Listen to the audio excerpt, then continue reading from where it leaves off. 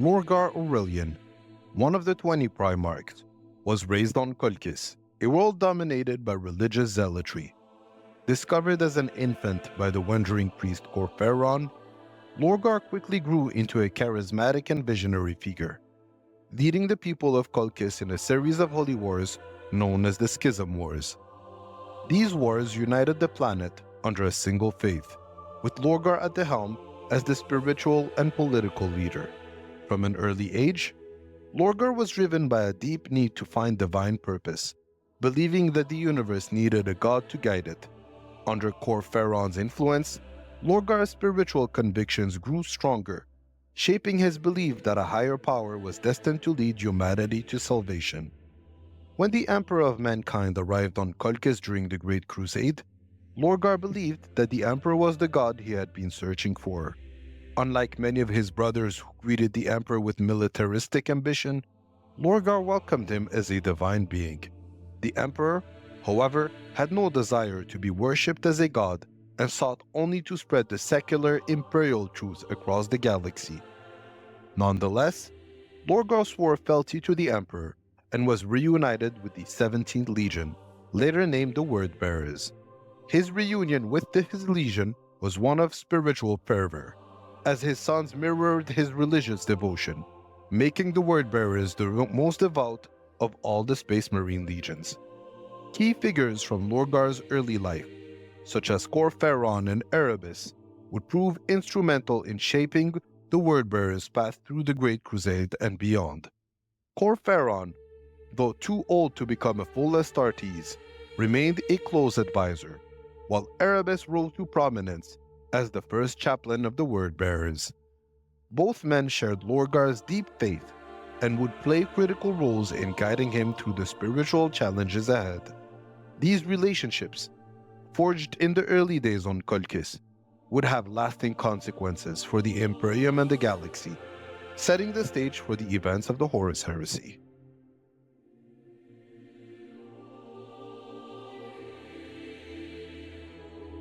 During the Great Crusade, Lorgar's Word-Bearers stood apart from the other legions because of their unique, spiritually driven approach to compliance. While most legions focused on swift military victories, Lorgar sought to convert the populations of compliant worlds to the Emperor's worship, not simply bring them under imperial rule. His belief that the Emperor was a god shaped the culture of the Word-Bearers, who became known for spreading religious devotion to the Emperor across the stars. Their campaigns took longer than most because they focused on indoctrinating populations, building vast monuments and temples in the Emperor's honor.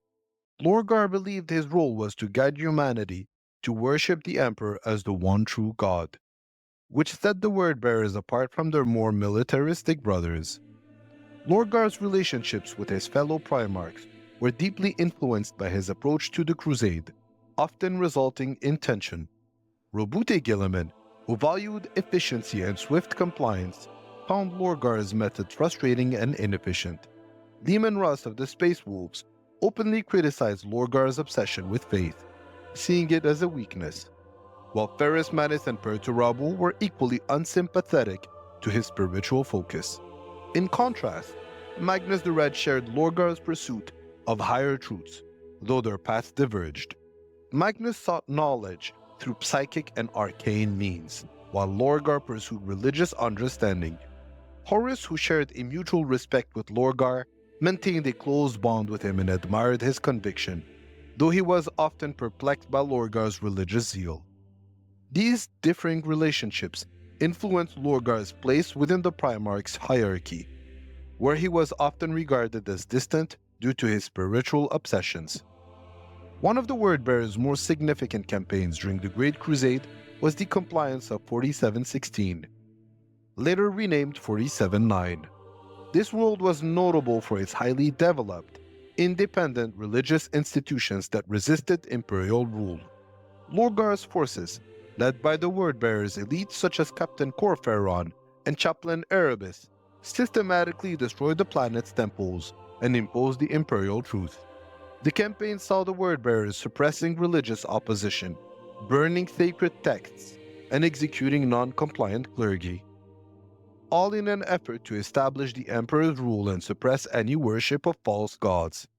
This campaign reflected Lorgar's unwavering commitment to the Emperor's perceived divinity, as well as the harsh methods his legion employed to bring worlds into compliance. The most pivotal moments in Lorgar's life came not from a campaign of conquest, but from a personal humiliation: the Razing of Monarchia. Monarchia was not a rebellious world, but one that had already been brought into compliance under Lorgar's rule, and it embodied the Wordbearer's spiritual dedication to the Emperor.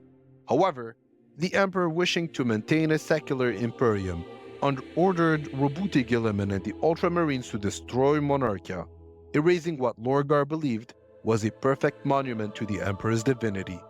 Forced to kneel in the ashes of his sacred city, Lorgar and his legion were publicly censured by the Emperor, an act that crushed the Primarch spirit and faith in the Emperor. This event set the stage for Lorgar's eventual turn away from the Emperor, as his worldview began to crumble under the weight of his disillusionment.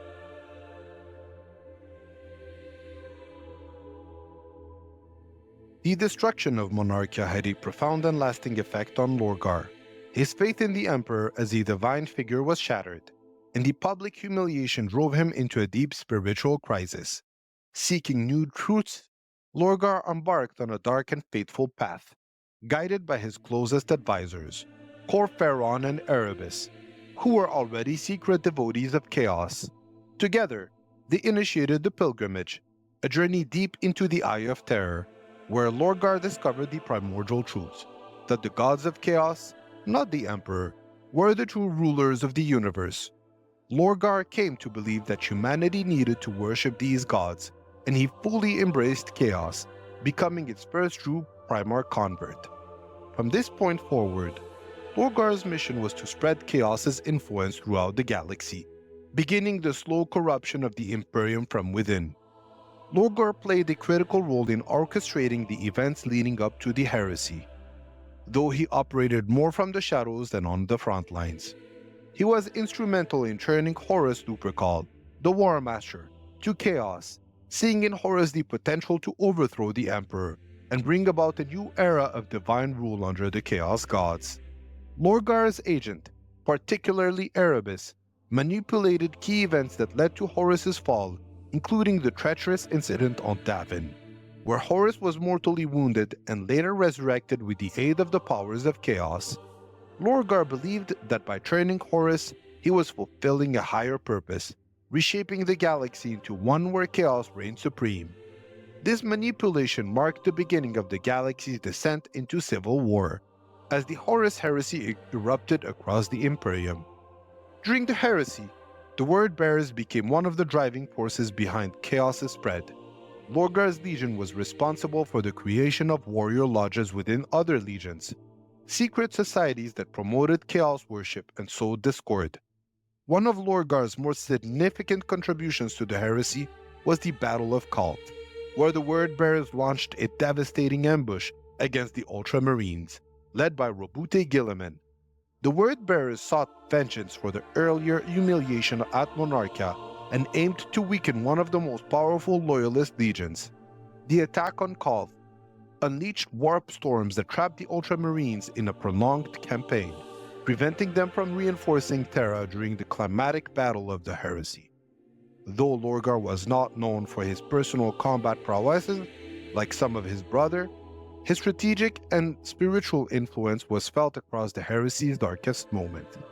As the heresy reached its zenith, Lorgar withdrew from the forefront of the conflict, allowing Horus to lead the charge against the Emperor.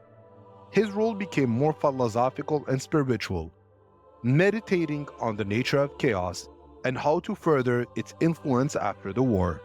While many of his brothers engaged in direct combat, Lorgar focused on the long-term consequences of chaos's victory or defeat. His manipulation of events and the ideological corruption he seeded within the legions ensured that the scars of the heresy would endure, even if the traitors did not win a decisive victory. Lorgar's actions during the heresy were less about personal glory and more about setting the stage for chaos's eternal presence within the galaxy, ensuring that the seeds of rebellion and corruption would continue to grow long after the Imperium's defeat.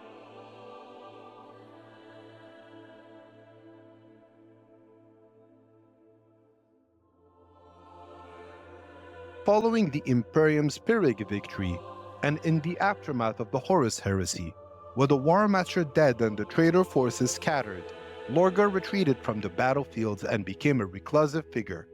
His focus shifted from direct military engagement to deeper philosophical contemplation of the Chaos Gods. While other Primarchs, like Engron and Fulgrim, sought to conquer and ravage in the name of the respective gods, Lorgar's role evolved into one of spiritual leadership within the traitor ranks. He was elevated to Daemon Prince of Chaos Undivided, an honor that reflected his devotion not to a single Chaos god, but to Chaos as a whole. From his new domain of the demon world of Sycharis, Lorgar meditated on how to continue spreading the influence of Chaos, now seeing himself as more of a prophet than a warrior. Lorgar's withdrawal into the warp left his legion, the Word-Bearers, to continue his work in the material realm. Under the leadership of Corferon and Erebus, the Word-Bearers became one of the most fervent and dangerous Chaos legions. Their mission was to continue spreading the worship of Chaos, undermining the Imperium through corruption, sabotage, and religious indoctrination. The Word-Bearers were responsible for the creation of the Dark Apostles, a network of Chaos priests who spread Lorgar's teachings across the galaxy, converting entire worlds to the service of the Chaos Gods. While Lorgar was no longer directly leading his legion, his influence persisted through his followers, and the Word-Bearers remained one of the most fanatical and dangerous forces in the post-Heresy galaxy. Despite his retreat, Lorgar's influence on the Imperium continued to be felt long after the Heresy. The Cicatrix Maledictum, a galaxy-wide warp rift that would emerge millennia later, can be traced back to the seeds of corruption planted by Lorgar and his word-bearers during the Heresy. The spread of chaos cults, the gradual erosion of faith in the Emperor, and the increasing influence of chaos within the Imperium were all consequences of Lorgar's spiritual legacy. The once loyal Primarch, who had devoted himself to spreading the Emperor's divine truth, had become the architect of chaos's spread, ensuring that the forces of the warp would remain a constant threat to the Imperium. Lorgar's legacy is one of tragic irony. In his quest to guide humanity towards spiritual truth, he became the instrument of its corruption. His actions during the Heresy and in the centuries that followed ensured that chaos would continue to plague the Imperium, and his word-bearers would go on to ignite rebellions and insurrections in the name of the Dark Gods. Unlike many of his brothers, Lorgar's legacy was not one of personal glory in combat, but of ideological conquest. He reshaped the galaxy not through battles, but through the slow, insidious spread of chaos. His transformation from the Emperor's most devout son to one of the most dangerous agents of chaos remains one of the most profound and enduring consequences of the Horus Heresy.